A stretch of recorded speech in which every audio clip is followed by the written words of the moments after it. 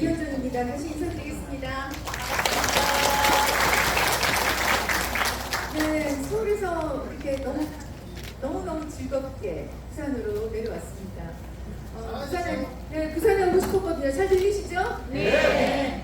저 이제 목소리 좀 크게 하겠고, 그 다음에 여러분들과 만나기까지 시간이 많이 소요됐어요. 그 안에 코로나도 있었고, 그리고 코로나 때문에 좀 이제 포교 스피치가 더욱더 좀 내게 끊기는가 싶었는데, 부산에서 다시 불씨를 이렇게 만들어주셔서 너무나 감사합니다. 네, 부산에 오니까 제가 좋아하는 비도 살짝 내리고, 또 오기 편하게 또 다시 또 째주고, 너무너무 감사합니다. 제가 포교 스피치라는 그런 이름을 가지고 제가 먼저 이렇게 막 달려들었어요. 정말 불나방처럼 달려들다가 많이 혼도 나고 또 벽에도 부딪히고 많은 그런 우여곡절 끝에 여기까지 서게 돼서 저 자신으로는 굉장히 감개무량합니다. 하나하나 제가 풀어가면서 이야기를 하겠고요. 저는 지금 소개받은 대로 여러 가지 일을 했습니다. 다문화 운동, 시민 운동도 하고 또 포교 스피치로, 불교 스피치로 스님들 설법 스피치, 그 다음에 제가 볼 때는 포교 스피치를 외치다가 제일 먼저 한 거는 설법 스피치를 제가 많이 가르쳤어요. 스님들 설법 스피치. 그리고 제가 포교 스피치를 이렇게 넘나들면서 종단 초월해서 많이 다녔거든요. 그러다가 이제 여기까지 오게 되는데 부산에 가장 늦게 오게 된 건 좀 유감이었습니다, 제가. 네. 근데 어쨌든 그 안에 코로나도 있었고 제가 좀 많이 좀 내게 끊기는가 싶은 그런 안타까움 속에서 책도 만들었고 그런 이야기를 좀 하겠습니다. 제가 이제 그 불교 스피치라고 하니까 가장 먼저 제가 여기서 한풀이 할 수도 있어요. 무슨 스피치가 필요해? 치우라 막 이런 거 있잖아요. 그런 그 수모를 많이 당했습니다. 솔직히 불교가 뭐가 말이 필요해? 우리는 말이 필요 없는 종교지 라는 이야기를 너무 많이 들었습니다. 맞나요? 그래가지고 제가 그거 아니다 라는 이야기를 하기에는 제가 너무 약했어요. 그래서 어쨌든 간에 정말 아주 운 좋게 스님들 승려 교육을 제가 하게 됐습니다. 그래서 이제 승려 교육을 하다 보니까 보통 이런 스피치 교육은요 한 번에 특강으로 안 되는 거 아시죠? 여러분들의 연세만큼, 나이만큼 내가 가지고 있는 말 습관이 붙어있기 때문에 그거를 바로 잡기에는 엄청난 노력과 시간이 필요합니다. 그래서 한 번의 특강으로는 안 되지만 이렇게 방향성만 저는 제시할 뿐이고요. 보통은 제가 스피치를 가르칠 때 4주 과정, 6주 과정, 아니면 10주 과정 이런 식으로 가르쳤어요. 보통 스님들 교육도 그런 식으로 가르쳤습니다. 그래서 스님들이 이런 스피치 교육에 있어서 굉장히 반응이 굉장히 좋았고요. 제가 하다 보니까 몇 주 과정으로 이렇게 막 번져서 하다 보니까 이 교재가 막 쌓이는 거예요, 저절로. 그래서 만든 게 이 불교 커뮤니케이션입니다. 그래서 제가 만들었는데 불교 출판사에서 다 거절하는 거예요. 이런 책은 없었다. 그럴 경우에는 이런 책은 그동안 없었다라고 하면 반대죠. 앞으로 못 팔릴 것이다. 또 한쪽에서는 이거 참신하다 이렇게 볼 수도 있겠죠. 근데 불교 출판사들마다 너무 형편들이 안 좋으니까 여기에 모험을 하고 싶어 하지 않는 거예요, 당시에. 그래서 제가 넘나들다가 커뮤니케이션 전문 출판사에서 채택이 돼가지고 하게 됐어요. 불교 커뮤니케이션이라는 건 이 세상에 없네요 하면서 내작으로 들었고요. 그래서 내게 된 게 불교 커뮤니케이션 책이고 커뮤니케이션 전문 출판사에서 제가 냈어요. 그래서 그 당시에 우수 도서로 꼽히기도 했습니다. 그러면 뭐해? 불자들이 봐야 되는데 아니 안 보더라고요. 근데 더군다나 제가 실수한 게 뭐냐면요, 교재로 만들었잖아요. 교재로 만들다 보니까 굉장히 두꺼워요. 그리고 이 출판사가 특징이 뭐냐면 이 문고판 같이 조그맣게 만들어요. 근데 저는 굵기가 굵죠? 그러다 보니까 글자가 작으니까 아무도 안 읽는 거예요. 이거 내 삐맞춤밖에 안 되는 거예요. 그래가지고 제가 큰 글씨 본도 제가 만들었어요. 그래서 그런 사연이 있어서 제가 이 책을 제가 소개를 했습니다. 이 책은 사실 하면서 제가 매일매일 금강경 수행을 하다가 금강경을 읽으면 또한 부처님이 이렇게 말씀하셨는 내가 딱 눈에 뜨고 또 금강경을 읽다가 보면 또 이렇게 말씀하면 근데 그 부처님이 말씀하신 그 스피치 방법이 보통 스피치 교육은요 이름이 영어잖아. 스피치 그 영어권 교권에서 나온 교본이 스피치 학에 있는 교본들이에요. 그런데 그 교본대로 저는 배웠잖아요. 그런데 그 교본을 더 초월하는 더 넓은 세계를 금강경에서 부처님이 벌써 스피치 교본이 딱 돼 있는 거예요. 금강경 안에. 그거는 제가 눈에 보이잖아요. 저는 했으니까. 그래서 그거를 부처님이 이렇게 말씀하신 방법이 제가 여기다 적어 놓은 겁니다. 그래서 조금 길어서 이거 뭐 낮잠 자는 베개나 아니면 냄비 받침이나 이렇게 될까봐 제가 너무 걱정스러워. 그래서 많이 이거 보시면 자기가 원하는 부분만 보시면 돼요. 자, 어쨌든 이렇게 만들었습니다. 자, 그래서 제가 이제 결국 포교도 결국 스피치인데 이게 말을 해야 전달하잖아요. 모든 게 아무리 AI 로봇 시대라도 컴퓨터 시대, 인터넷 시대라도 내가 말로 문자든 뭐든 입이든 전달을 나 오늘 절에 간다 라는 것도 말이잖아요. 그 말이 없이 어떻게 전달이 될 거냐 하는 아주 원초적으로 저는 그렇게 들어가고 있습니다. 스피치 그러면 겁내는 분들이 거의 대부분이에요.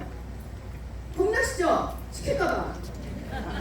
제가 보통 제가 공무원들 이런 데 가면요, 어떤 분들이 막 노골적 화를 내. 내가 이 나이에 갔는데 이걸 왜 해야 됩니까? 내가 따라서 왜 해야 됩니까? 이런 사람들도 있었는데, 자, 스피치 그러면 일단 법부터나 이거 내가 말하는 게 스피치가 아니고 여러분들이 말을 해야 공부가 되잖아요. 그러면 한 사람 한 사람 들어가면서 우리 얘기하겠습니다. 그럼 여기서부터 자기소개 한번 1분씩 해보겠습니다. 이런 옆에 있는 사람이 돋떠내는 거죠. 나는 뭐라고 그래야 되지? 지금 막 떨잖아.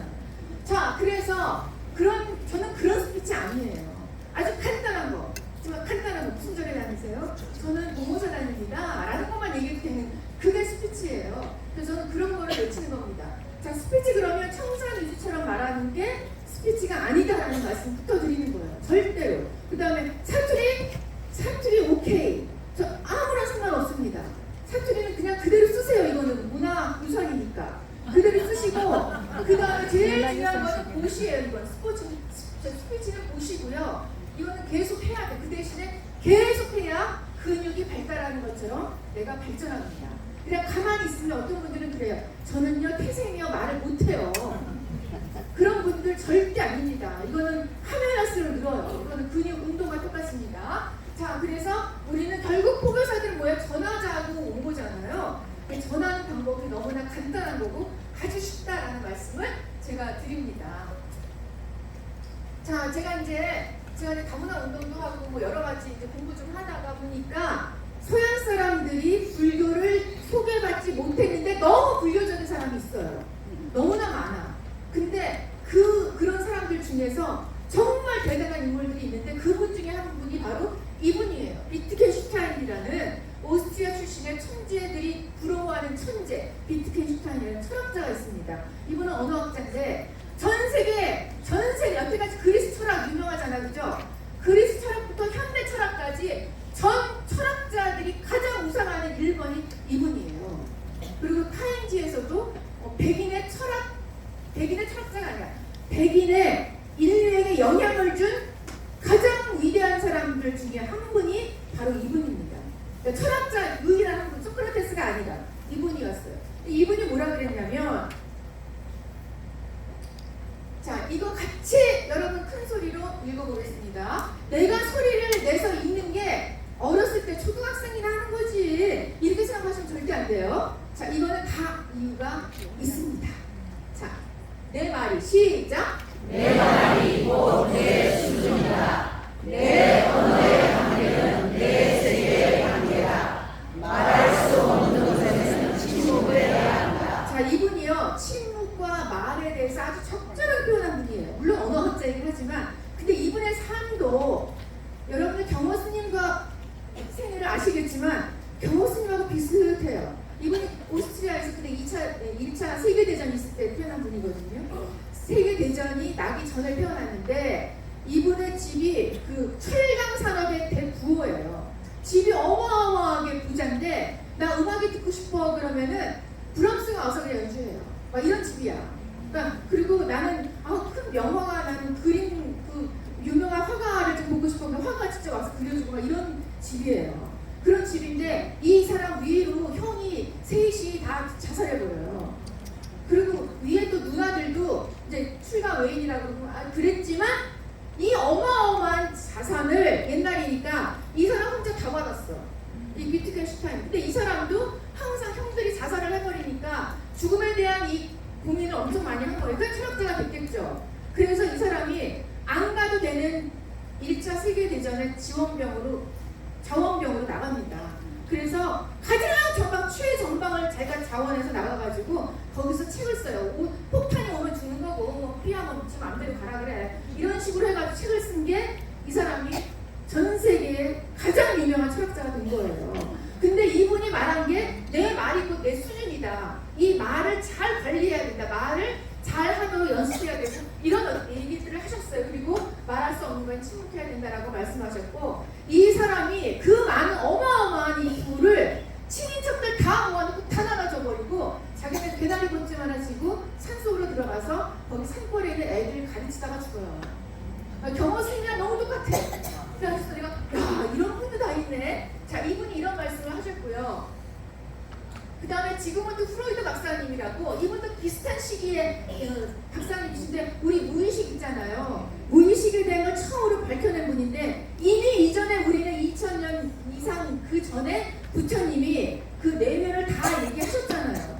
그 중에 하나, 세 발의 피 하나를 말씀하신 게 무의식인데 그것 때문에 엄청난 영향력을 끼친 분이죠. 이분이 이 비트겐슈타인의 영향력도 받았어요. 자, 이분이 말한 이 말을 같이 크게 소리내서 읽어보겠습니다. 시작! 말과 마음은 본래 하나였다. 그리고 지금도 말은 강력한 마력을 지닌다. 여러분이 우리가 어렸을 때 외에는 큰 소리로 글씨를 읽는 기회가 별로 없습니다. 성인이 돼서.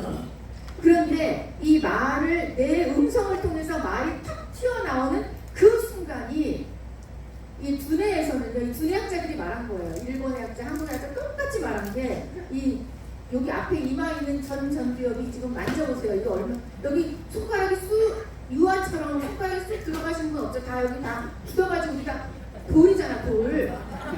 그 돌을 풀어주는 역할이 내가 소리를 내서 읽는 거예요. 그래서 글자가 있으면 소리를 내서 읽어보세요라는 건 어마어마하게 중요한 일이에요. 지금 하는 작업이. 그런데 여러분들이 부처님 말씀을 입에 담아서 이거를 누구에게 전달을 한다? 이거는 말도 못하게 중요한 거예요. 불교적으로 중요하지만 내 두뇌적으로도 중요한 거고 이 주변의 공기, 에너지, 기온을 여러분들이 다 정화시키는 일이에요. 그래서 요즘에 젊은 애들이, 학생 애들이 왜 욕설을 그냥 막 일상 용어처럼 쓰잖아요.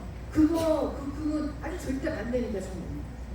자, 어쨌든 이분도 이렇게 말씀을 하셨습니다. 자, 그래서 요즘에는 이 인터넷이라는 것 때문에 동시간대에 우리가 전 세계랑 소통할 수 있는 시대잖아요. 자, 그러면 발 없는 말이 천리를 간다라는 건 옛날 말에 이런 속담이 있는데 이 속담이 지금 실현되는 세상에 우리 살고 있어요. 그러면 이것을 부처님 말씀을 전한다라는 거는 여러분들이 밖에 나가서 최전방에서 사람들과 부처님 말씀을 나누는 것도 좋은 거고 문자로 나누는 것도 좋은 거고 얼마든지 우리는 정말 좋은 시대에 살고 있다. 자, 우리가 하기만 하면 된다라는 말씀을 드려요. 저는 이 포교 스피치, 불교 스피치를 해야겠다라고 혼자 정말 해야겠다라고 막 두 눈에서 뜨거운 물이 막 솟구쳐 내렸을 때가 저희 전도선언을 제가 읽었을 때입니다. 그 전도선언은 부처님이 깨달음을 얻고 한 60명 정도 제자가 생긴 다음에 좋다 이제부터 나가자라고 선언하신 게 이거잖아요. 자, 이거 같이 한번 읽어보겠습니다. 시작! 자, 이제 전국 교회의 길을 떠나라. 인생들의 이익과 행복을 위하여 세간의 연민을 여기고 사람들과 신들의 이익과 행복을 위하여 떠나라. 네, 그래서 여기 사람들과 신까지도 이익을 주는 일이 전도하는 거예요. 포교, 전도라는 이 단어가 우리 건데 이제 기독교가 단어가 없으니까 좀 뺏어갔지만 전도가, 포교가 바로 사람들뿐만 아니라 신들까지도 감동을 받는 일입니다. 여러분들은 정말 포교사 정말 선택을 잘하셨고 우수한 성적으로 이렇게 또 오셨고 아주 전도 유망합니다. 자, 그래서 이제 여러분들이 공부하실 때는 머리로 이해하시고 외우고 뭐 이러셨을 거 아니에요. 자, 첫 번째 단계는 머리로 이해하는 것. 두 번째 단계는 체험하는 건데 수행도 하고 절도 하고 하면서 어떤 가피력도 좀 느끼고 이런 것들이 체험하는 건데 이런 생활은 또 다 합니다. 자, 그런데 생활 속에서 매일 하는 게 뭐예요? 밥 먹는 거, 말하는 거. 그렇잖아요. 우리가 입으로 하는 게 거의 생활의 전부입니다. 입으로 먹는 거, 입으로 말하는 거. 자, 이것을 여러분들은 오늘 이 순간부터 이것을 실천하셔야 돼요. 생활하는 거. 자, 그럼 어떻게 하느냐? 되도록이면 다른 말을 하고, 부처님이 어떻게 말씀하시는지는 제가 뒤에서 잠깐 말씀드리겠지만, 오늘 특강이니까 그냥 대충만 말씀을 드리겠지만, 자, 그런 식으로 여러분들이 생활 속에서 하시면, 저분은 뭐 하는 분인데 저렇게 빛이 나나? 저분이 포교사래. 불교 포교사. 다르다. 라고 어떤 그런 말을 들을 수 있게끔. 그게 어려운 게 아닙니다. 굉장히 쉬운 거예요. 굉장히 쉬운 거. 자, 그래서 제가 이제 하다 보니까, 제가 불교 방송, 제가 초창기 멤버거든요. 서울에서 이제 불교 방송 열었을 때가 제가 89년 입사했거든요. 되게 오래됐죠, 그죠? 나이도 많습니다. 그래서 89년 입사니까 제가 이제 개국 멤버예요.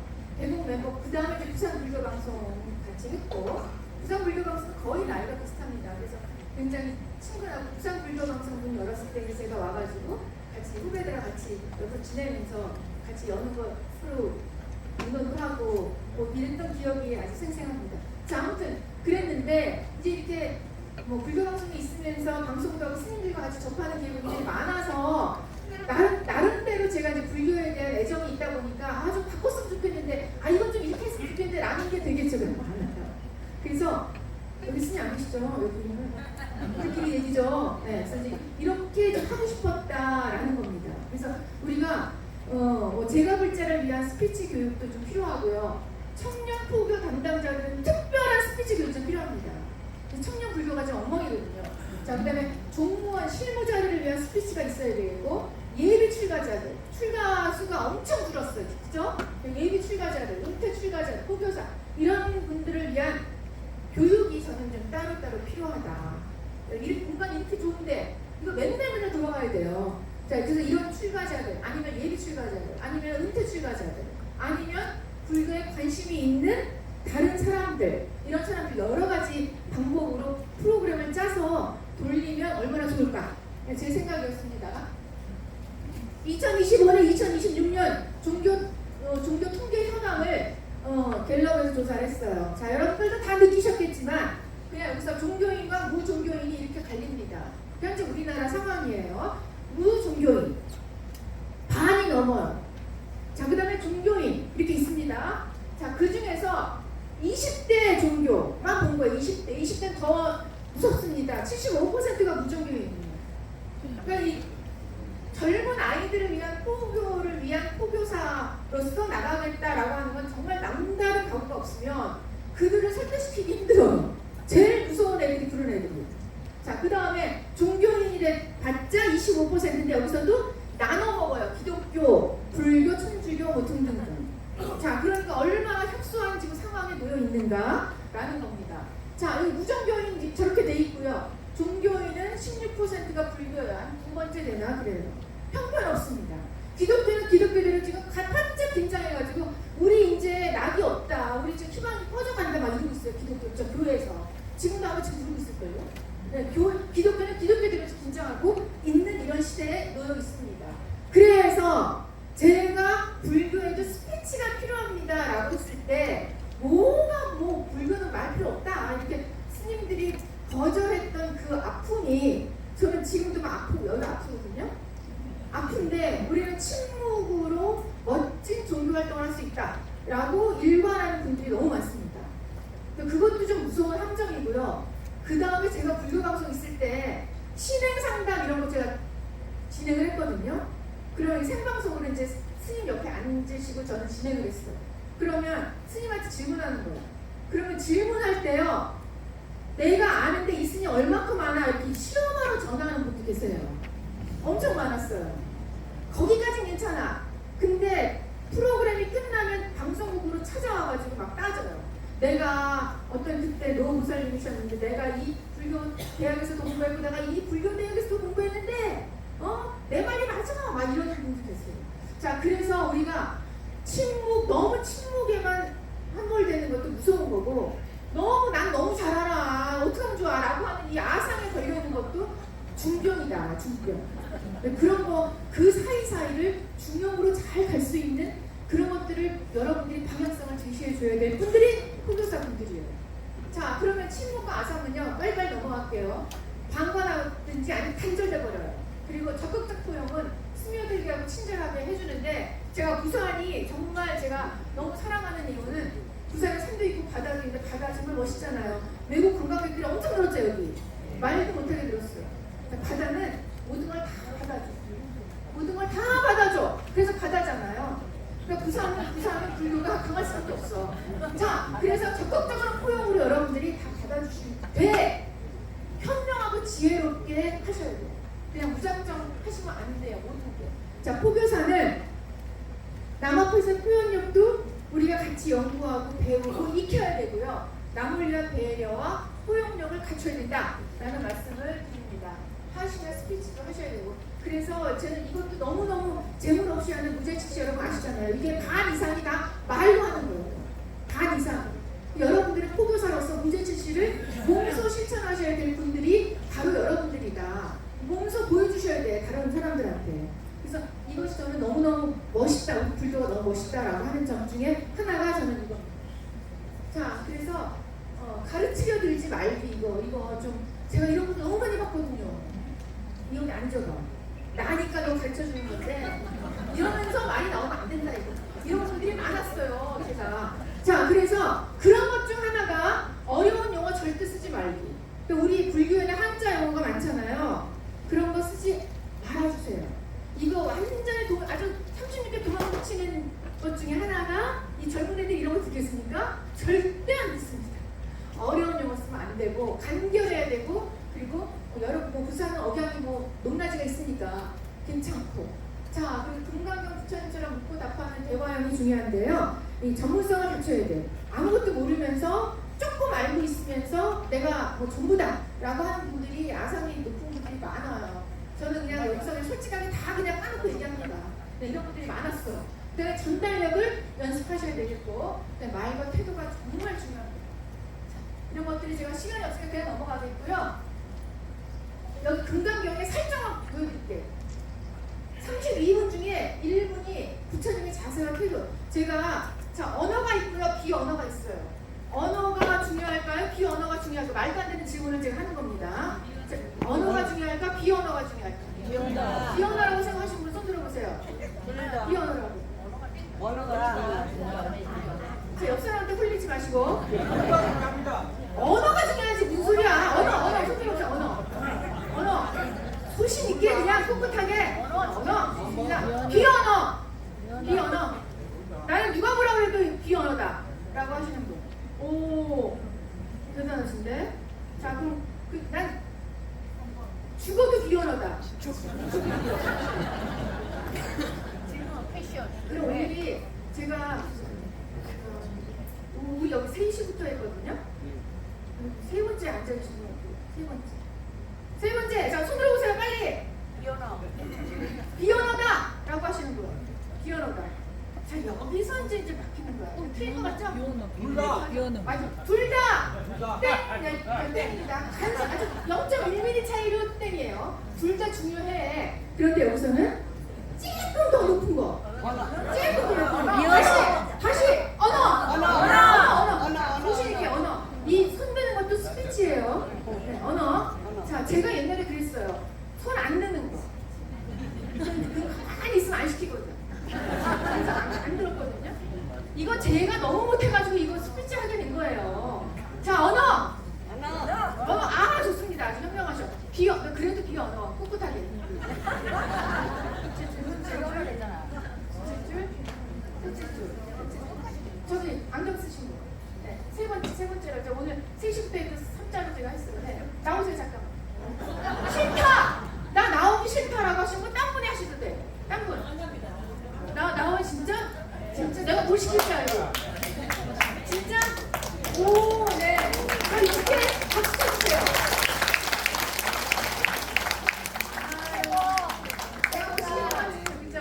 제가 불교 커뮤니케이션 책이 너무 조금해서 글씨로 바꿨거든요. 이거를 제가 드리겠습니다.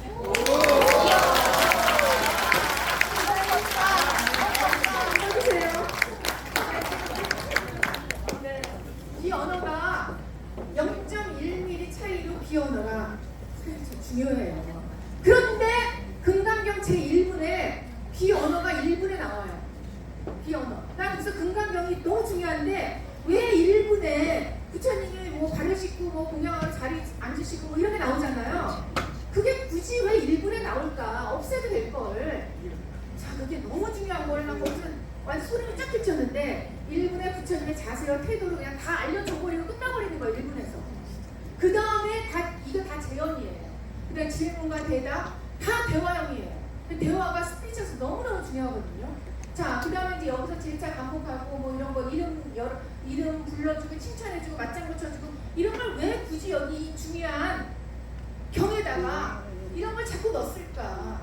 선재야 한 번만 부르면 되는 선재야 아유 지금 대단하다 기특하다 이런 거 자꾸 넣잖아. 이게 굉장히 중요한 스피치 방법이에요. 이게 이런 것들이 있다라는 거 말씀을 드리고 넘어가겠습니다. 자, 이런 것들이 있다라는 거 넘어갈게요. 부처님의 강한 표현력 한번 크게 읽어보겠습니다. 시작. 제자들은 한 자리에 모이면 두 가지 일에만 있어야 한다. 하나는 법을 토론하는 것이고 또 하나는 지혜로우기의 친구이다.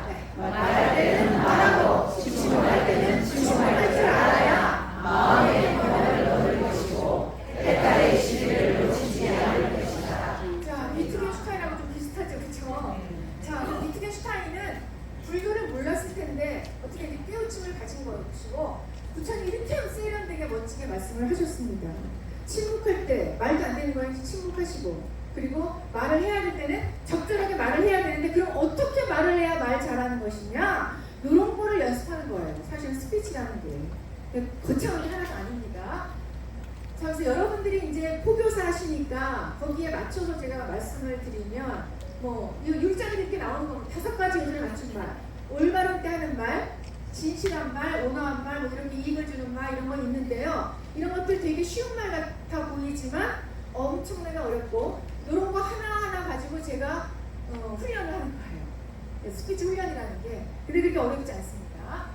자, 목소리 온도와 시선 굉장히 중요한데요. 아우, 저는 목소리가 그냥 태어날 때 태생이 작아요.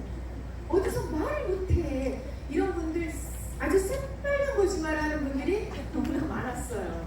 그런데 아니다 라는 거예요. 이거를 어떻게 내가 가지고 있는 내가 타고난 음성을 얼만큼 효율적으로 표현할 수 있는지 여러분들 다 가지고 있어요. 목소리 그 창고가 있어요. 몸속에 다. 여자든 남자든. 자, 그래서 그거를 그냥 끄집어 내주는 역할을 제가 하는 거예요. 근데 목소리가 너무 중요해요. 목소리가. 자, 그 목소리 그리고 여기에는 뭐 이런 것들이 있다라고 하는 겁니다. 자, 여기서 지금 아까 언어적인가 비언어적인 것인가 라고 제가 요만큼의 차이가 있다고 했지만 자, 언어적 요소는 7%고요. 비언어적 요소는 93%가 돼요. 이거는 이제 전 세계 스피치 교본 중에 나오는 가장 기본적인 거예요. 자, 보면 여기서부터 나오셔서 자기 인사말 한번 해보겠습니다. 잠깐 나와보세요. 라고 하면 미치겠죠? 그래서 제가 안 시켜. 절대 안 시킵니다. 이거 두려움을 내가 알기 때문에 나는 죽는 게 안 되겠다 이렇게 생각을 했기 때문에 자, 그러면 만약에 이분이 나와서 뭘 하잖아요? 그럼 옆에 있는 사람은 나 무슨 말 하지? 라고 생각하죠.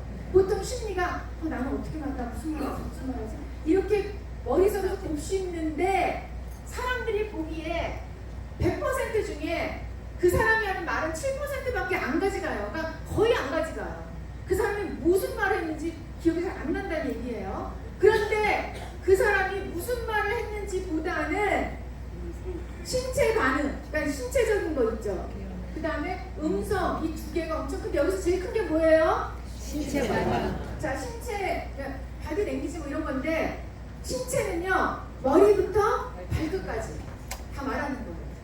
그럼 저 사람 머리를 이렇게 제가 머리 손질을 못해가지고 머리 좀 이렇게 좀 하시지 이런 게 눈에 보이는 거예요.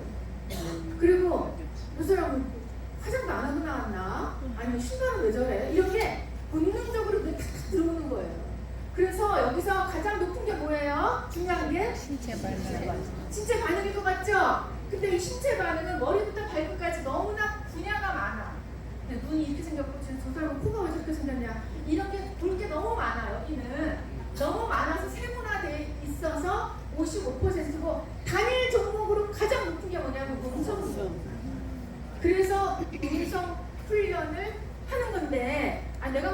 될 것도 아니고 음성 훈련까지 뭘 해? 라고 하는 게 아니고 스피치 훈련을 하게 되면 말을 하게 되잖아. 그죠?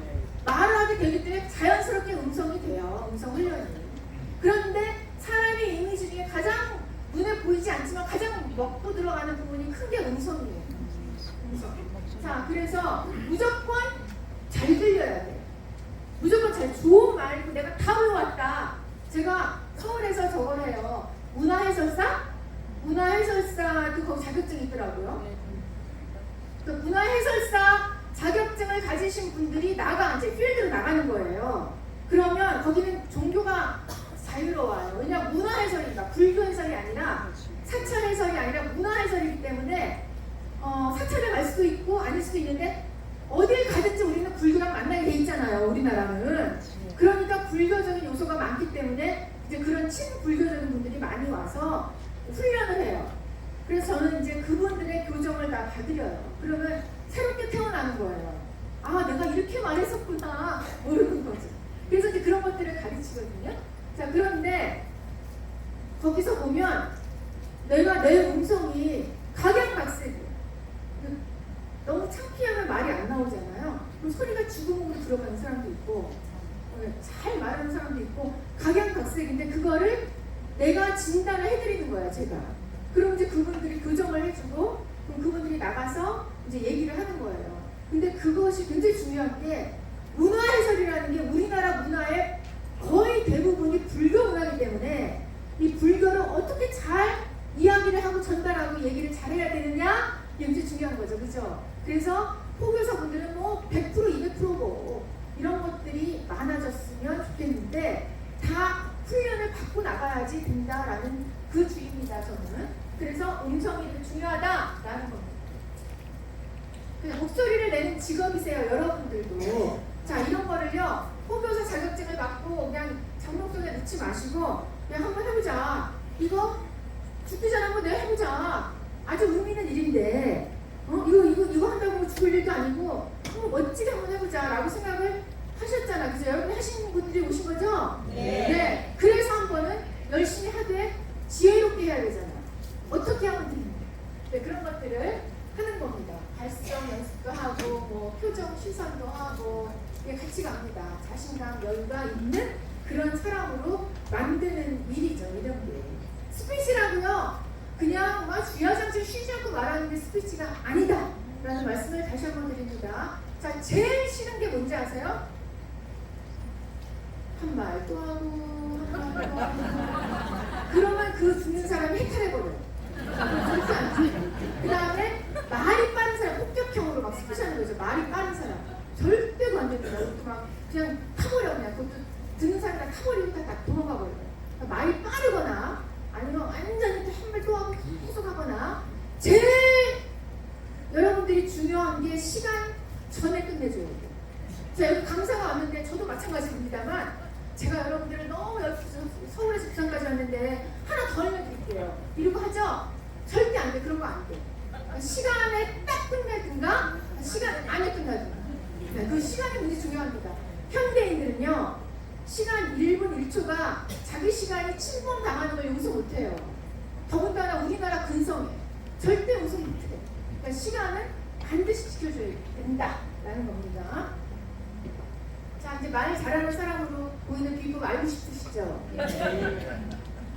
말할 때 포교사분들 이렇게 포교사가 되셔가지고 한 10명에서 한 20명 정도 그룹을 지어가지고 돌아가면서 좀 발표도 하고 이야기하고 뭐 스몰 스피치 이런 것들도 하고 이런 것들을 이렇게 찍어가지고 서로 보면서 서로 고쳐주고 이런 거 하면 되게 낯간지럽겠죠. 이게 굉장히 중요한 거예요. 이게 사람을 바꾸는 일이에요. 엄청 중요합니다. 자, 그런 것들을 하시면 정말 좋은데 자, 어쨌든 사람들 이렇게 보면요. 사람들이 심리를 알아야 되잖아. 내가 말하는 거 길게 말하는 걸 좋아하겠지? 라고 생각하시면 안 되잖아요. 사람들은 누구나 인정받고 싶어 합니다. 그 사람, 여러분들이 나가셨을 때 그 사람들을 인정해 주시고 또 명령을 싫어해요. 여러분들 절대 나쁜 짓 하면 안 돼요. 알았죠? 절대 안 돼! 이런 거 안 돼. 좋아하고 칭찬받는 거 좋아하고 인간은 받는 거 좋아하고 재밌는 거 좋아한다. 자, 이런 거는요 너무 단순해 보이죠? 이 단순한 게 너무 쉬워 보이기 때문에 안 하는 거예요. 이게 함정이에요. 스피치의 함정은요 너무 쉬워요. 답은 뻔한 얘기인데 이거는 실천하기가 힘들어요. 너무 힘들어요. 자, 아까 가와시라 뭐 유타 교수인가 이런 일본의 최고 가는 부자면서 최고 가는 두뇌학자, 근데 우리나라의 최고 가는 치매 전문가, 의사 이런 분들이 모여서 말해가지고 나온 게 뭐냐? 자, 이 시기에는 100세 시대인데 직업이 계속 바뀔 거 아닙니까, 여러분? 그죠? 이것도 직업이랑 직업일 수 있잖아요. 내가 몸담고 일을 한다, 열정을 가지고 내가 포교사를 한다 라고 하는 것도 직업일 수 있어요. 내 직업 의식으로는. 자, 그러면 내가 하는 거가 성공적으로 해야 기분 좋잖아요. 자, 성공적으로 할 수 있는 방법이 여러분 뭔지 아십니까? 이렇게 얘기를 했는데 또 가와시마 유타 교수나 우리나라 학자들이나 친하지 않은데 말한 게 너무 똑같은 거예요. 나 그래서 깜짝 놀랐어요. 그게 뭐냐면 여러분들 세 가지가 있습니다. 이 세 가지 방법을 하시면 인생이 바뀌고 내가 하는 것마다 성공합니다 라고 또 말씀을 그렇게 하셨어. 그래서 그게 그 당시, 지금 그 당시라면은 한 30년 전이에요.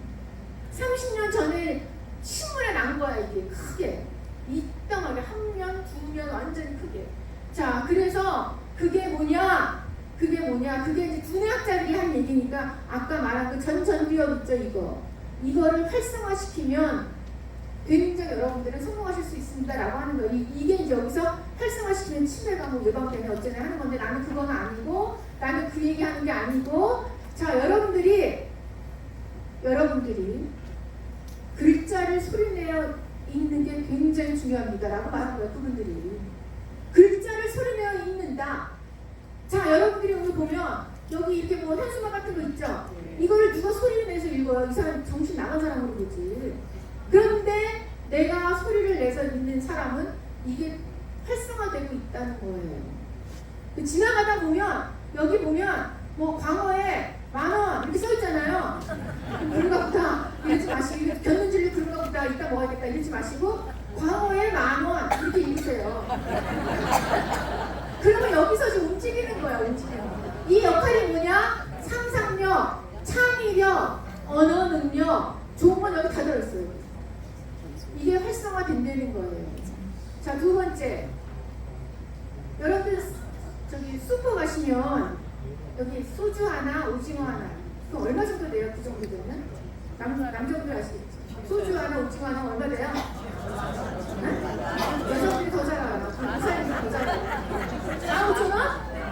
15,000원인가요? 이렇게 물어보는 거야. 지원한테. 어머, 틀리셨어요. 16,700원인데요? 이렇게 나오잖아요? 그럼 틀렸구나. 이런 배경에 넘어가는 거예요. 뭐 틀렸다고 벌 세워요? 마트 직원이? 그러지 않잖아. 그 사이에 내가 여기서 계산하고 있는 거야. 그거를 내가 이렇게 말한 거야. 16,000, 15,000원인가요? 이렇게 말해보고. 그런 게 쉽지 않아요. 그죠? 지갑 내기요. 지갑 내기에 바빠. 어쨌든 그것도 머릿속에서 한번 계산해 본다 라는 것이고, 제일 중요한 거는 소리내어 읽는다예요. 세 번째는 여기 이제 거사님들도 오시고 부사님들도 오시고 우리 부자님들 다 계시는데, 손가락, 의식 있는 손가락, 무의식적으로 하는 거 말고 의식 있는 손가락을 하면 여기가 활성화된다라고 있는 거예요. 세 번째. 자, 그래서 여기 오신 거사님들은 댁에 가셔서 막 자기 부인한테 화를 내셔야 돼요. 아니, 그동안에 너만 전두엽 개발하고 있었니? 이렇게. 자, 어떻게 너만 당신만 전두엽을 개발하고 나한테 왜 기회를 안 줘?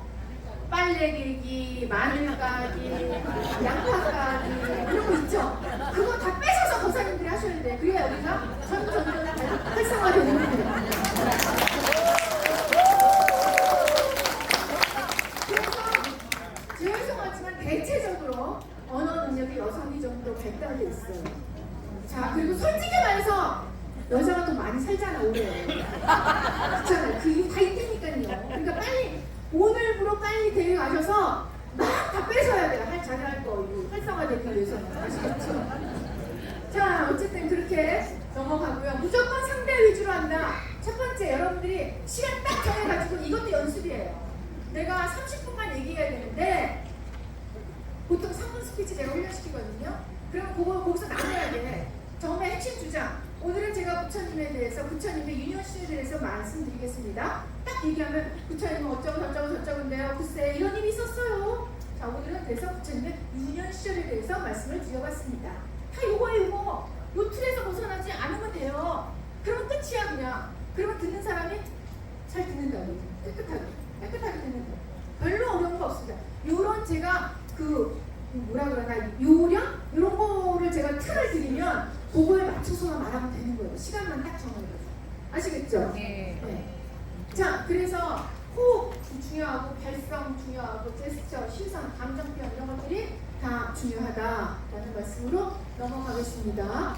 말을 잘한다. 그거는 재미도 주고, 새로운 정보도 주고, 감동도 전달하고, 일상사를 관찰해서 일상과 멀지 않은 이야기를 해줘야 생활 밀접형 이런 얘기가 되는 거예요. 우리가 저기 꿈나라 같은 얘기 하는 것도 물론 재미있지만 별나라 얘기, 꿈나라 얘기 이런 걸로 우리 보통 불교는 전설이 많다니까 그런 얘기야, 불 타고 가는 얘기 이런 거 많이 하잖아요. 근데 그런 것들이 요즘 애들한테, 요즘 사람들한테 잘 안 먹힌다.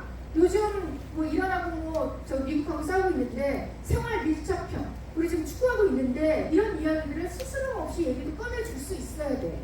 그래야 이게 서로가 소통이 되는 거예요. 지금 조선시대에서는 앉혀놓고 얘기하는 건 아니잖아요. 지금 같이 동시대에 우리 같이 살고 있잖아. 그럼 동시대적으로 같이 공감하는 이야기들을 여러분이 끄집어내 주시면 돼요. 그런 것들이 중요하다라는 겁니다. 그리고 새로운 정보도요, 나름 중요해요. 우리가 불교가 너무 현실하고 멀다라는 이야기들을 종종 합니다. 이런 것들이 또 센 데가 기독교예요. 아주 그냥 싹싹 가져가요, 기독교. 제가 처음에 방송국 그만두고 스피치를 가르쳤는데 개인 지도도 했거든요. 그랬을 때 저한테 개인 지도 문의 온 사람들이 거의 다가 기독교인이었어요. 기독교인. 그래서 제가 배우겠다는데 어때 이러고 이제 가르쳤거든요. 근데 그분들이 가르치는 게 보통 여러분들이 등짝을 대고 내 몸이 좀 가려운데, 아니 등짝이 아니지, 그냥 내 몸이 가려운데 좀 긁어줘. 그럼 어디가 가려운데? 라고 물어보잖아요. 그죠? 이렇게 여기서 여기 가려줘. 여기 좀 가려줘. 그러면 여기만 긁어주면 되잖아요. 기독교인들이 스피치 교육을 워낙 받다 보니까 배우는 자세가 되어 있어요. 그러니까 나는 요게 필요해요. 내가 돌아가면서 기도하는데 기도할 때 감동적인 기도 문구 읽는 방법 가르쳐주세요. 이런 걸 가르쳐달래요. 그러니까 꼭 집어서 가르쳐달래요. 그러니까 제가 가르치기도 너무 좋고 편했어요. 그러다가 제가 그럼 나는 뭐야? 그러다가 불교를 생각하게 된 거예요. 나는 뭔데 이 사람들만 가르쳐? 이렇게 되다가 불교 스피치는 없는 건가? 이렇게 하다가 여기까지 오게 된 거였어요. 자, 그런데 저 새로운 정보에 빠른 게 기독교들이에요.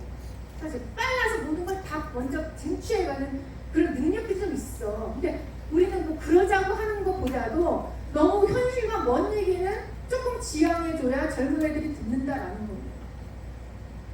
약간 현실적인 이야기도 좀 겸해주셔야 된다. 요즘에 로버트 스님도 있고 뭐 그러잖아요.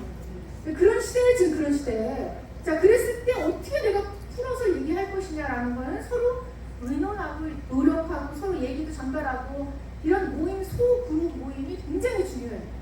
말할 거리를 서로 공유하기 위해서. 그런 것들도 새로운 정보다라는 겁니다. 그래서 말은요, 예술이에요. 어떻게 똑같이 말하는, 똑같은 문구가 있는데 누가 말하는 거는 이렇게 잘 들리는데 누가 말하는 거는 계속 들려. 뭐 이런 게 있거든요. 그런 것들 말이 예술이에요. 진짜 내가 어떻게 말을 하느냐에 따라 다르다라는 건데, 물론 진실해야 되겠고, 여기 또 나오잖아. 간결해야 된다고.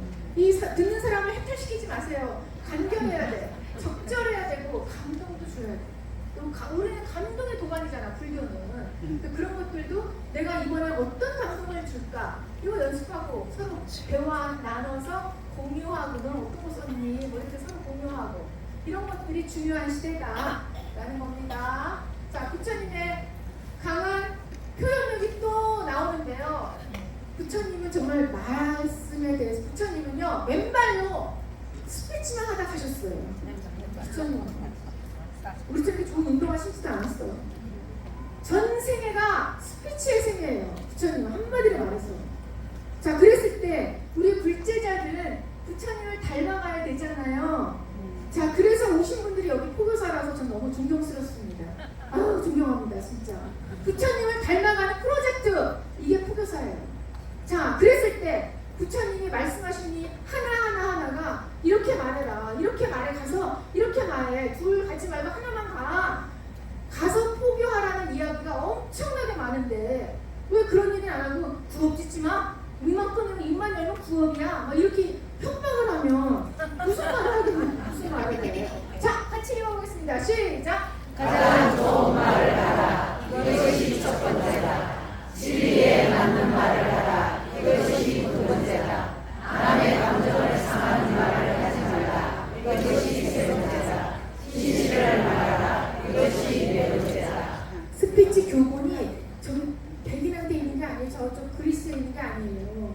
여기에 있는 거지. 저 그리스 얘기가 나와서 하는 얘기인데 이 말하는 게 얼마나 중요하냐면 말하는 게 모든 학문과 철학과 모든 어떤 교육의 어떤 최초점이 그리스 철학에서 왔어요. 자, 그래서 거기서 아리스토텔레스라는 이름 들어보셨죠? 네. 그분이 모든 학문을 다 만들어서 그때 아래에는 다. 그런데 모든 학문을 이제 다 가르쳐야 되잖아, 그죠? 심리학도 가르쳐야 되고 모두 가르쳐야 되잖아요. 가르칠 때 뭐가 필요해? 이 입으로 가르쳐야 되잖아요. 그래서 가장 원류는 어떤 학문이든 가장 최초로 뭘 배워야 되냐면 스피치를 배워야 된다 해가지고 기원전 300년도에 300몇 년도야. 정확히 기억 안 나요. 300몇 년도에 최초의 스피치 아카데미를 열었어요. 아리스토텔레스가. 말을 할 줄 알아서 상대방을 설득시켜야지 내가 말을 해야 해서 그 사람이 알아듣지. 나만 혼자 잘났다고 권위만 세우고 있어가지고 이것이 전달이 되느냐, 교육이 전달이 되느냐, 절대 안 된다. 그러니까 먼저 말하는 방법부터 배워야 된다. 그래서 스피치 아카데미를 최초로 연 거예요. 그게 이제 학문이 여기까지 온 거고, 그 학문을 스피치 교본을 그대로 받은 게 어디냐? 영국의 왕가, 그 다음에 여기 지금 미국의 백악관이 이걸 그대로 갖고 있는 거예요. 그 대통령이 딱 되면 양 옆으로요 협시보살이 붙어요. 이게 누구냐? 스피치 교사들이에요. 대통령이 되면. 그래서 그때부터 아주 맹훈련에 들어갑니다.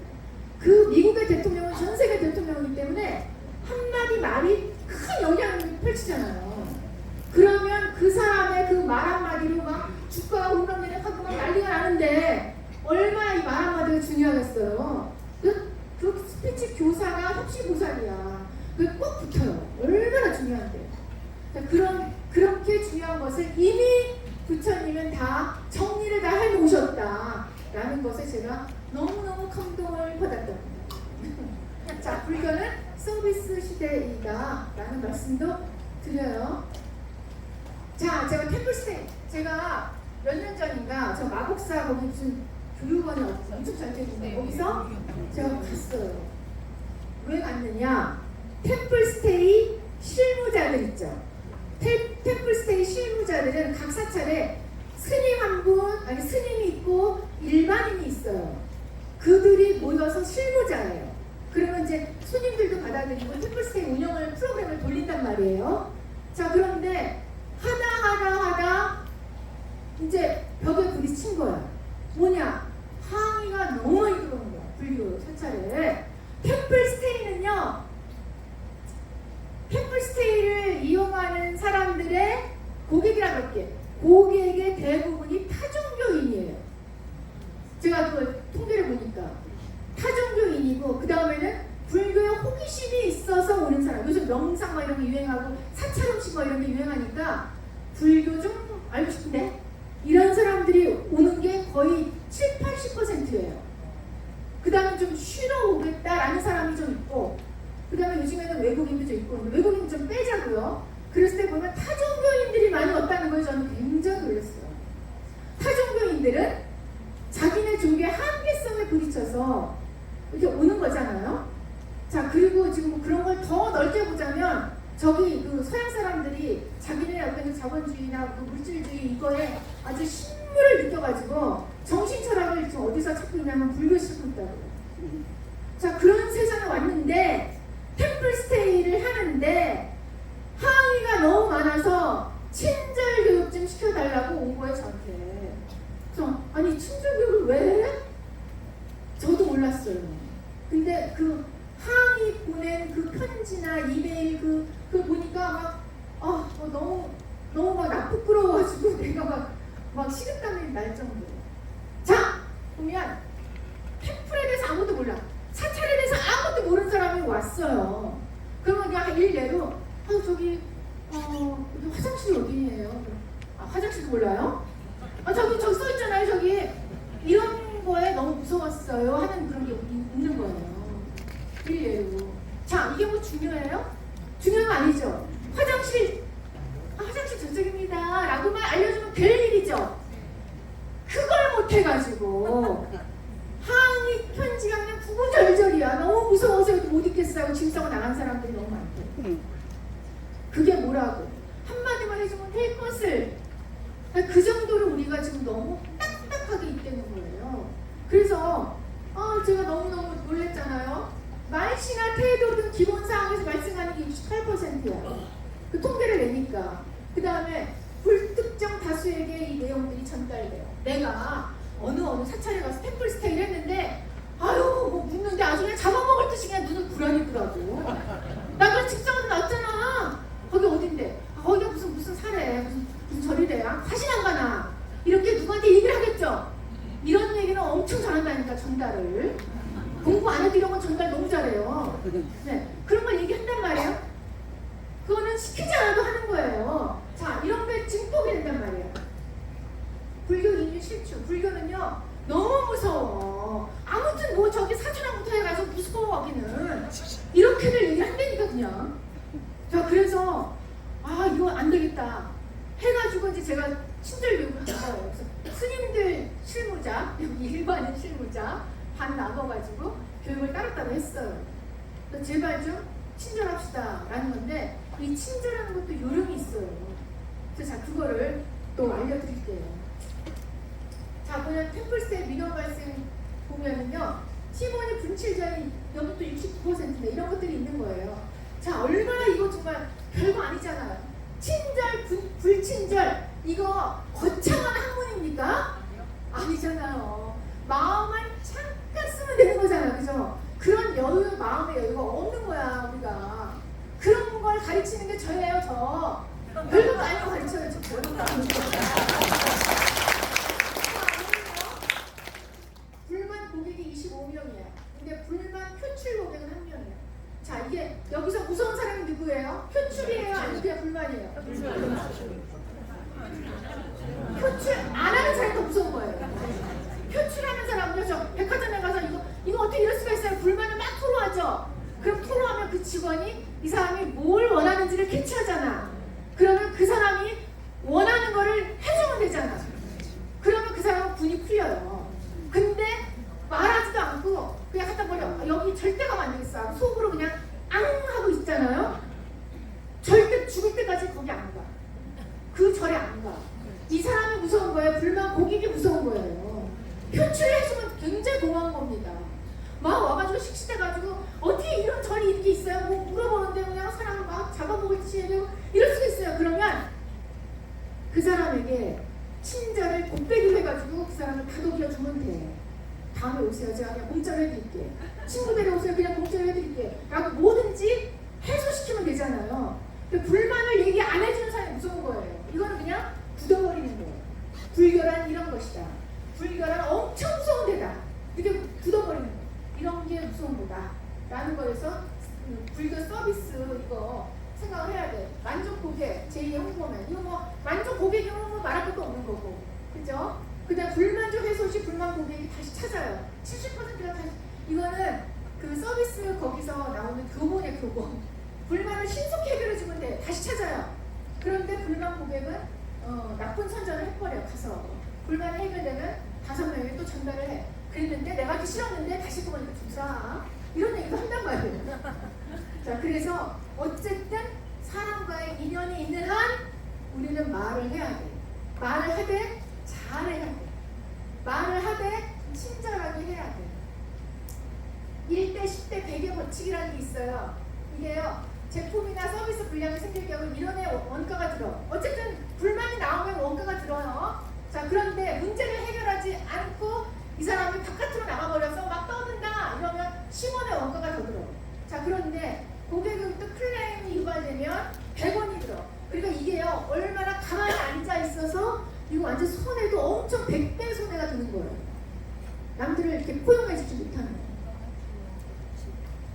자, 따뜻한 이미지를 배우면 친절해야 돼요. 자, 이거 크게 읽어보겠습니다. 시작. 네, 이런 게 스피치예요. 그냥 짧은 얘기를 해주시는 게 스피치입니다. 표정이 아주 중요합니다. 안녕하세요. 어서 오십시오. 만약에 텍스트에 누가 왔어. 그러면 안녕하세요. 어서 오세요. 자, 이렇게 똑같은 안녕하세요. 반갑습니다. 라고 하겠습니다. 자, 그러면 안녕하세요. 반갑습니다. 알아서 안녕해. 이 말이잖아요.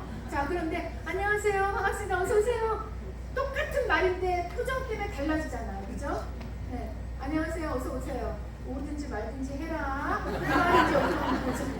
자, 그래서 말은 똑같은데 어떻게 말하느냐가 중요한 거예요. 여기서 그래서 표정, 미소와 표정이 너무너무 중요합니다. 미소의 대명사가 이제 우리 불교에 저기 있어요. 그 태안의 쌀지마 할아버지 같은 부처님 얼굴상 예쁘게 웃는 상이 있는데 오늘은 그냥 대명사적으로 모나리자 가져왔습니다. 모나리자 웃는 데가 어디예요? 입술에서도 어디? 네, 꼬리. 그게 뭐 살짝 올라갔죠, 그죠? 그런데 이렇게 하기가 이 세상에서 크게 웃는 것보다 더 어렵습니다. 여러분들 증명사진 찍을 때 자, 웃어보세요. 잠깐만 웃어보세요. 억지로 막 쓱쓱 하잖아요. 그게 얼마나 힘든지 아세요? 이 근육이 여기 밑에 달려있기 때문에 올리기가 너무 힘든 거예요. 자, 한번 웃어보세요. 웃어보세요. 끝까지 안 웃으시고.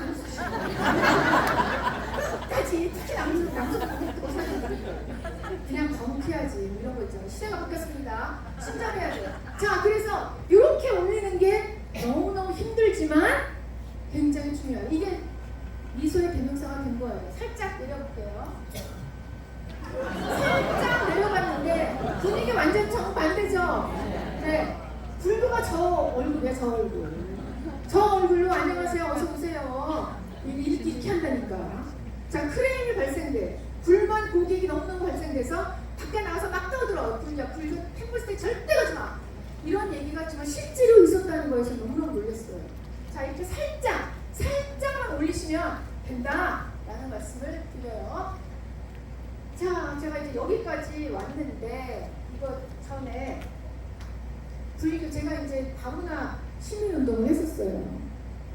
불교 스피치 하도 안 불러줘가지고 다문화 시민운동을 했습니다. 근데 그때가 뭐냐면 우리나라에 외국인들이 막 외국 근로자들 뭐 저기 결혼하러 오는 외국인들이 많았거든요. 그래서 제가 이제 다문화 시민운동을 했어요. 다문화 시민운동 1세대죠, 1세대. 길이 없는 데를 막 자갈길을 막 파헤쳐가면서 막 했는데 제가 그걸 하면서 느낀 게 뭐냐? 이 다문화는요, 핵심이 뭐냐? 다종교예요. 다종교. 우리나라가 칭찬받는 이유가 종교가 무지하게 많은데 싸우지 않는다. 이제 그거에 대해서 칭찬을 주변 나라에서 많이 받는 거예요. 그런데 제가 그때 다문화 운동할 때 히잡 쓴 아랍인들이 막 하루가 다르게 올라가는 거예요. 엄청 많이 들어온 게 우리나라에.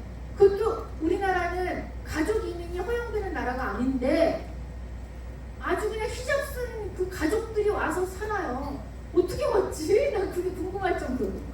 와가지고 막 케밥 팔고 막 이래요. 그들은요 또 자식들을 많이 낳아. 이슬람은 최소 5명 낳아. 최소. 막 낳고요. 그리고 막 살아요. 또 여기서. 근데 우리나라가 이 이슬람권에 대해서는 잘 모르니까 그렇게 막 싫어하거나 혐오하거나 이러진 않거든요. 근데 이제 그 이슬람 막 사건 나고 막 일어나니까 미국 같은 경우에는요 거기 그 감옥같이 공항에서도 감금해가지고 옷 다 벗기고 막 촬영하고 막 사람 같지 않게 동물 취급해요. 무조건 히잡만 쓰면 이슬람이면. 저 유럽도 마찬가지고 갈 만한 나라는 아시아권이에요. 아시아권. 근데 아시아에서도 가장 그래도 발달돼 있고 나라가 괜찮고 하는 나라가 우리나라고, 우리나라 그렇게 이슬람을 모르기 때문에 잘 받아줘요. 되게 친절하게. 그래서 우리나라에 많이 온다고. 엄청 느는 거예요. 우리나라 오는 그 이슬람들이. 더군다나 외국인 관광객 제일 많이 들어오는 나라가 어느 나라예요? 그래, 맞아. 중국이잖아요. 중국이랑 그러시려고 했죠, 여기. 중국이 제일 많아. 그 다음에 이슬람권이에요. 통계를 보면 아닐 것 같죠? 여기 부산에서는 나 잘 못 본 것 같은데 서울은요 엄청 많아요. 엄청 많아요. 거기다가 우리나라 얼굴 여성이 히잡 쓴 여자가 많아요. 벌써 결혼한 거야, 벌써. 이미 결혼한 거야. 자, 그래가지고요 이게 다문화에서도 다종교 사회에 왔어요, 우리가. 자, 그런데 기독교, 불교, 천주교 뭐 이렇게 꼽잖아. 지금 순위를, 인구 순서를 꼽는데 거기에 이슬람 뭐 성공해가지고 지금 나오네. 성공에 뭐 별개별게 다 나오는데 제일 가파르게 올라가는 게 이슬람이에요. 그건 전 서울에서 너무 느껴요. 체감해요. 거기다 외국인 관광객이 이렇게 가파르게 올라가는 데가 이슬람 사람들이 와서 돈을 쓰고 가는 거예요. 우리나라. 그런 거 잘 체감이 안 되시죠? 자, 그래서 제가 다문화 운동할 때 그래프가 맨날 바뀌어. 어떻게 정체가 되는 적이 없어. 이슬람이에요. 우리 서울에서 롯데, 뭐 신라, 뭐 또 어디야, 뭐 메리어트, 뭐 유명한 5성급 호텔들에서 홍보 문구가 뭐냐? 이슬람 여러분들을 위해서 우리 기도실 개방합니다. 할렘 음식 개방합니다. 다 준비가 되어 있습니다. 이게 10여 년 전부터 벌써 홍보 문구가 관광객들한테 다 배포돼가지고 우리나라에 오는 건 천국이에요. 그들한테 그렇게 많이 온다고. 그런데 제가 봉은사, 서울 봉은사 강남에 코엑스 옆에 봉은사가 있거든요. 그 봉은사에는 여러 외국인들이 그 코엑스 옆에 막 거기 인터컨티넨탈 호텔 이런 데서 막 국제회의 이런 걸 많이 한단 말이에요. 그럼 거기서 내려다보면 봉은사야. 그럼 봉은사에 많이 와요. 외국인들이 엄청 많아. 히잡 쓴 사람들도 많이 와. 그럼 이슬람들이 이 사찰을 처음 보는 걸 거 아니에요. 그리고 그들이 보는 눈의 사찰은 뭘까? 물론 봉은사는 잘 돼 있어서 국제 포교사, 저도 이제 국제 포교사 출신이긴 합니다만 나야말로 활동을 안 해. 자, 그런데 거기 영어로 안내해드립니다가 있어요. 그러면 그런 사람들 다 외국인들은 다 타종교인이라고 보면 돼. 그런 사람들이 불교를 너무너무 호기심있게 알고 싶어 하는 거예요. 옆에서 보면 저녁 타종식 할 때 쫙 서가지고 봐요. 그들은 뭘 느끼고 갈까 너무 궁금해요. 이런 것들을 녹여내야 돼. 우리 불교가. 그리고 포교사분들도 이런 것들을 잘 녹여. 여기 뭐 보니까 뭐 해동 용공사 막 난리가 나고 뭐 유튜브 보니까 막 그러대. 외국인들이 와가지고 외국인들이 왜 불교에 관심을 갖느냐 이런 것들도 한번 유심히 보실 필요가 있어요. 다문화 사회이기 때문에 그래요. 글로벌 사회이기 때문에. 그 핵심에 전쟁이 있는데 그 전쟁은 다 종교 때문에 일어나는 거예요. 자, 그랬을 때 우리 불교는 어떤 역할을 해줄 수 있을까? 거창하게 종교 만들기 뭐 이게 아니라 나 한마디만이라도 또 내가 한 줄기 미소 한 줄기라도 내뿜을 수 있는 그런 마음의 여유가 있으면 되는 거예요. 자, 여러분들 미소 지어서 이렇게 반갑게 맞이해 주실 수 있으시죠? 네. 여러분들 미소 좀 지어보세요. 아유 이뻐라. 이분은 결국 고개를 숙이셨네요. 자, 어쨌든 이렇게 미소 한마디가, 미소 한 줄기가 말 한마디보다 더 중요해요.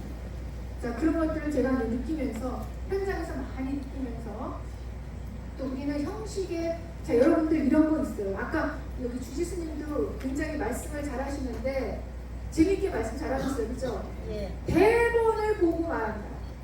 자, 여러분들 그래서 연습이 중요한 거예요. 이런 거를 이렇게 보고, 연습을 제가 핸드폰으로 찍어가지고 1분 스피치 핸드폰으로 찍어서 제가 영상을 보여드리거든요. 어머 끔찍하게 나를 여기다 띄운다고 다들 화들짝 놀래가지고 막 반발이 심했어요. 그런데 그렇게 자기가 여기서 안녕하십니까, 저는 뭐 무서갑니다, 저는 범어사에서 이렇게 포교사가 돼가지고 열심히 부처님 말씀을 전달하고 있습니다 라는 말만 해도 이걸 여기서 찍잖아요, 여기서 보시잖아요. 그럼 여기서 교정을 해드리면 정말 달라져요. 그래서 세련된 포교사가 된다고, 불교를 알리는 그런 것들을 제가 하는데, 그런 것들을 생활 속에서 이렇게 할 수 있는 방법이 뭐냐? 오늘 가서 하실 수 있는 게, 제가 이제 아나운서 됐을 때 너무너무 무서웠어요. 제가 아까 진짜 손도 안, 난 평생 학교 다니면서 손 한 번 들지 않았어요. 무서워, 나 시킬까봐. 그래서 제가 얼굴에 안면 근육이 이렇게 경련이 일어나는 일이 있었어요. 그때 국민학교 2학년 때. 그래가지고 그 이후로 전 절대 말 안 하고 발표 안 하고 죽으면 죽었지 안 한다. 이게 이제 제 모토였거든요. 그랬던 사람이 어떻게 운 좋게 아나운서가 돼가지고 그때 배워서 하는데, 제일 처음에 연수 끝나가지고 한 게 뭐냐면 이런 마이크 하나 딱 주고요. 제일 사람 많은데 여기 시청자, 뭐 부산시청에 7시 정도면 다 퇴근하는 사람들 많잖아요. 부산시청역! 얼마나 사람이 많겠어? 부산시청에서 저희는 이제 그때는 서울역이었어요. 서울역 앞에 나가서 뭐 아무 이슈도 없는 날이야. 그냥 나가가지고 뭐 인터뷰 좀 2명 이렇게 해가지고 생방송으로 물리자? 한번 해보자. 저는 여기서 나는 죽으리라. 그냥 이렇게 생각했어요. 그냥 결론을 내렸어요. 죽든지 회사를 그만두든지. 그게 가장 깨끗하구나. 죽어도 이거 못하겠다 라고 했는데, 그거를 한번 겪고 나니까 모든 걸 다 할 수 있게 되는, 모든 걸.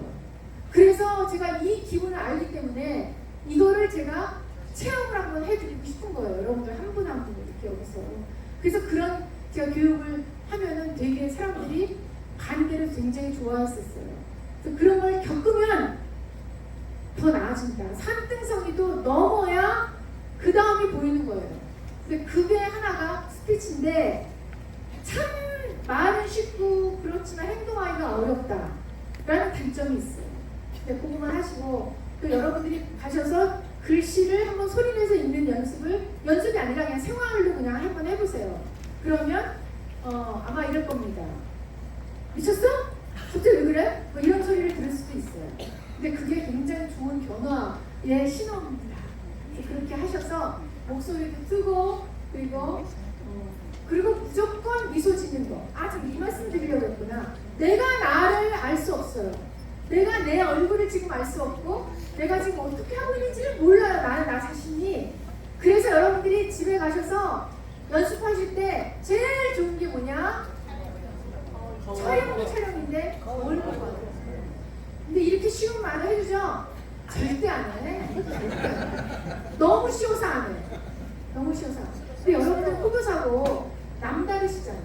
근데 타의 모범을 보여야 되실 분들은 동영상 연습을 해도 좋고, 거울 보고 해도 좋고, 뭔가 하셔야 돼요. 그리고 내가 지금 얼굴에 미소를 짓고 있나 안 짓고 있나, 이거 내가 지금 자꾸 인식하셔야 돼요.